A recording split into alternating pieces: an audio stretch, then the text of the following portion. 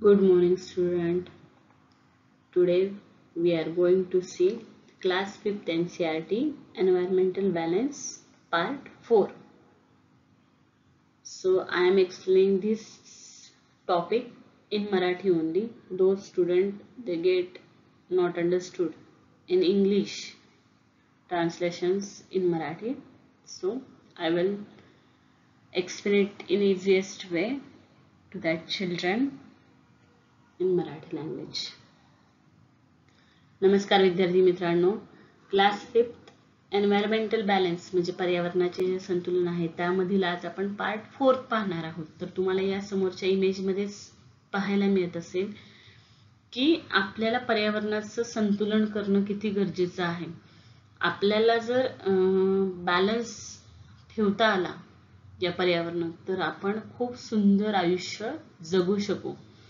आणि हेच सगळं तुम्हाला आजचा जो टॉपिक आहे त्यामध्ये मी समजावून सांगणार आहे. तर मग या व्हिडिओला शेवटपर्यंत नक्की पहा आणि व्हिडिओ जर आवडला तर लाईक शेअर सबस्क्राइब करा. आणि या व्हिडिओमध्ये प्रश्नांची उत्तरं जी विचारली जातात तर त्याची उत्तरं मला तुम्ही कमेंट बॉक्समध्ये लिहून पाठवा. ठीक आहे. तर हा जो आजचा टॉपिक आहे यामध्ये आपण काय पाहणार आहोत की आपण आधीपासून एन्व्हायरमेंटल बॅलन्स मध्ये आतापर्यंत पाहत आलो आहोत की वेगवेगळ्या आपल्या फूड चेन्स होत्या, अन्न साखळ्या होत्या. तर त्यातली एक जरी मिस आउट झाली तरी काय होतं, सगळ्या एन्व्हायरमेंटचा इम्बॅलन्स होतं. तो इम्बॅलन्स न होऊ देण्यासाठी आपल्याला काय काय करणं गरजेचं आहे आणि त्याची केअर कशी करणं गरजेचं आहे तर आता आपण हे या टॉपिक मध्ये पाहणार आहोत.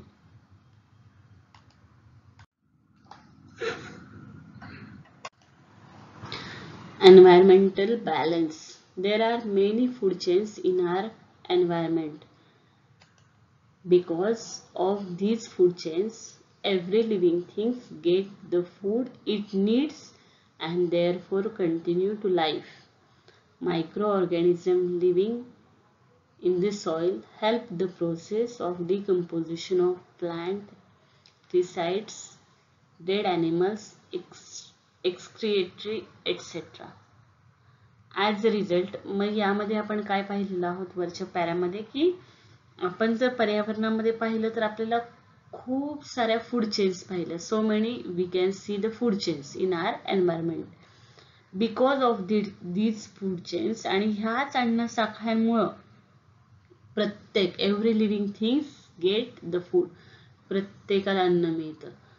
जर यातली एकही फूड चेन मिसिंग असेल तर समोरच्याचं अन्न काय होऊ शकतं, त्याला मिळू शकणार नाही आणि ते डिस्टर्ब होऊ शकतं. It needs and therefore continue to life. आणि हे असंच सगळं व्यवस्थित टिकण्यासाठी ठीक आहे तर प्रत्येकाला अन्न मिळत राहणं गरजेचं असतं. तर आपल्याला जे पण micro organism living in the soil help the process of decomposition of the plant, resides, dead animal, excreta, etc. आता जर आपण सगळ्यात पहिलं पाहिलं तर मातीमध्ये असणारे जे सूक्ष्मजीव असतात तर ते कसं त्यांचं अन्न क्रिएट करू शकतात.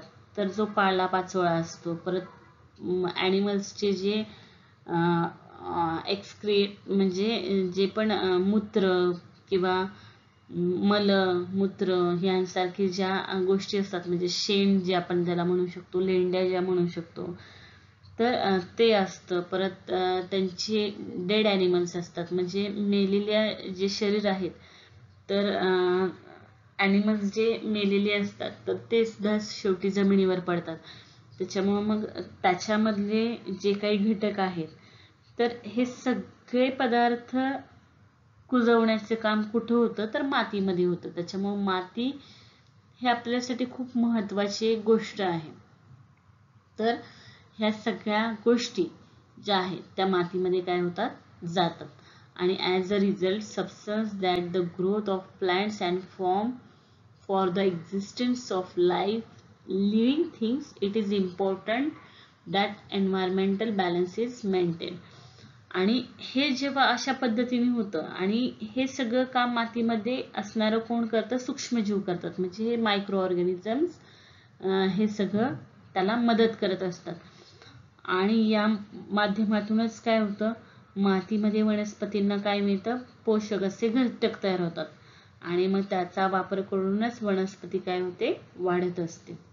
त्याशिवाय आपल्याला वनस्पती वाढू शकणार नाही, कारण वनस्पतींना वाढण्यासाठी पण कशाची गरज असते, तर त्यांना सुद्धा पोषणाची गरज असते, न्यूट्रिएंट्सची गरज असते. आणि त्याला न्यूट्रिएंट्स कशातून मिळतं, तर पालापाचोळा जो असतो, परत प्राण्यांचं जे मलमूत्र असतं, म्हणजे शेण असतं, लेंड्या असतात, त्यांची सू असते, परत त्या अजून जर आपण पाहायला गेलं तर त्यांची जे मेलेली शरीर असतात, डेड बॉडीज असतात, तर ह्या सगळ्या जमिनीवर पडतात, मातीमध्ये पडतात आणि मग ते कुजतात आणि त्या कुजलेल्या याला सूक्ष्मजीव तयार करत असतात, या सगळ्या कुजलेल्या याच्यातून. आणि हे सूक्ष्मजीव मातीमध्ये वनस्पतींना पोषण असे घटक देत असतात आणि मग त्याच्या सहाय्याने वनस्पती काय करत असते, ग्रो करत असते.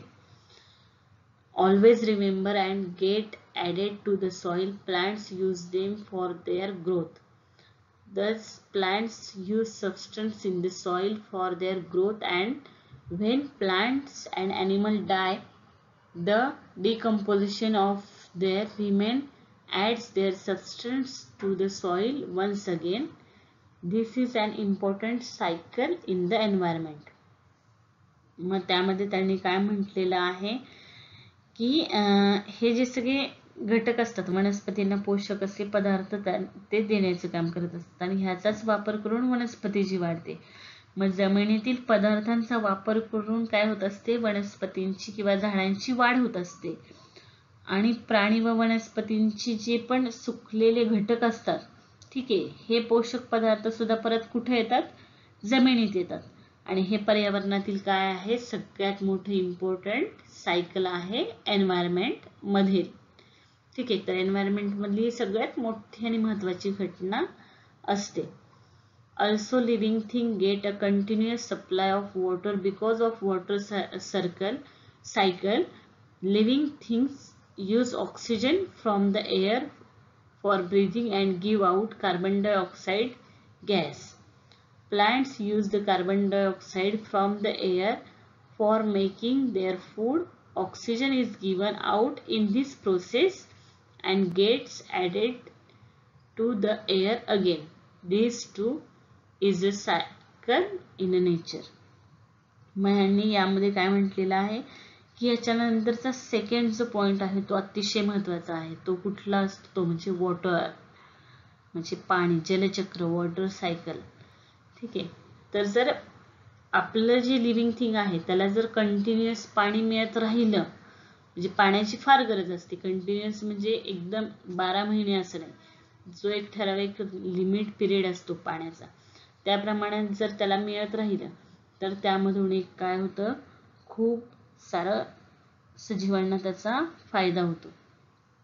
आणि पुढं जे आहे नेक्स्ट गरज जी आहे ती एक आपल्याला काय आहे की लिव्हिंग थिंग जी आहे ती कंटिन्युअस आपल्याला जगण्यासाठी आपल्याला ऑक्सिजन फार महत्वाचा असतो.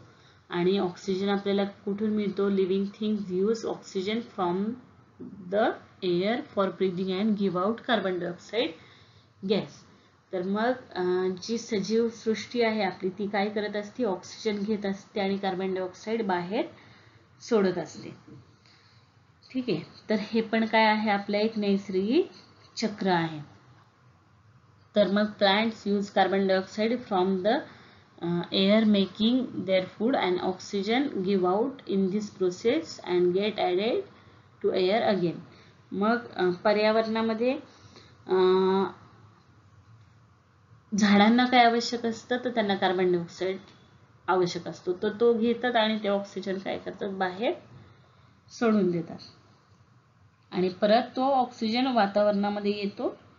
आणि हेच असं एक काय आहे, कंटिन्युअस आपलं नैसर्गिक चक्र आहे ऑक्सिजन आणि carbon डायऑक्साईडचं.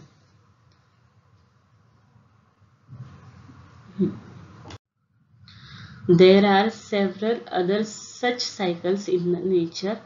Thus, there is an interaction amongst living things and between living and non-living things in nature. मग आपण जर पाहायला गेलो तर पर्यावरणामध्ये अनेक आपल्याला अशी चक्र पाहायला मिळतात.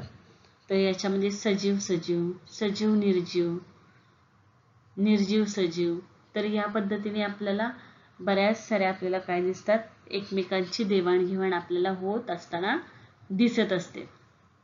So the interaction go on continuously. This helps to maintain the food chain in the environment. When the various cycle in the environment go on, the uninterrupted environmental balance get maintained.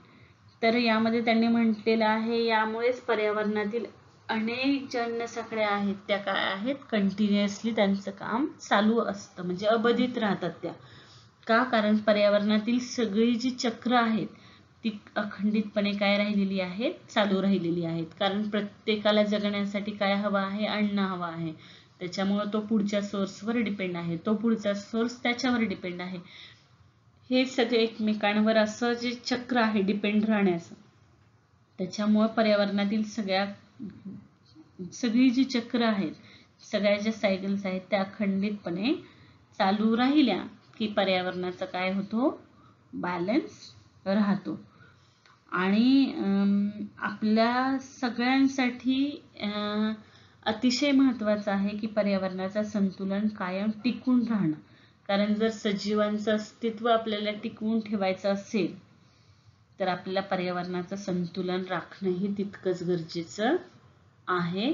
हा message आपल्याला या चॅप्टरमधून पाहायला मिळतो की आपल्याला या चित्रामध्ये दाखवल्याप्रमाणे जर इतकी सुंदर सृष्टी हवी असेल तर याच्यासाठी आपल्याला स्वतःला प्रयत्नशील राहायला हवं. आणि त्यासाठी आपल्याला सगळ्यात महत्त्वाचा घटक जो आहे तो कुठला आहे, तो प्लांट आहे. तर जास्तीत जास्त आपल्याला या अर्थवर प्लांट्स लावायला हवेत. कारण लिव्हिंग आणि नॉन लिव्हिंग ह्या दोन्हीही थिंग्स या सगळ्यात जास्त जर कोणावर अवलंबून असतील तर त्या या प्लांट्सवर अवलंबून आहेत. त्यामुळे याची जास्तीत जास्त आपल्याला काय करणं गरजेचं आहे, काळजी घेणं गरजेचं आहे. यांची संख्या वाढवणं गरजेचं आहे. तरच आपला हे जे सायकल आहे फूड चेनचं तर ते आपलं व्यवस्थित राहणार आहे. Thank you students. जर तुम्हाला हा व्हिडिओ आवडला असेल तर जास्तीत जास्त आपल्या याच विद्यार्थी मित्रांना शेअर करा आणि चॅनलला सबस्क्राईब करा. थँक्यू.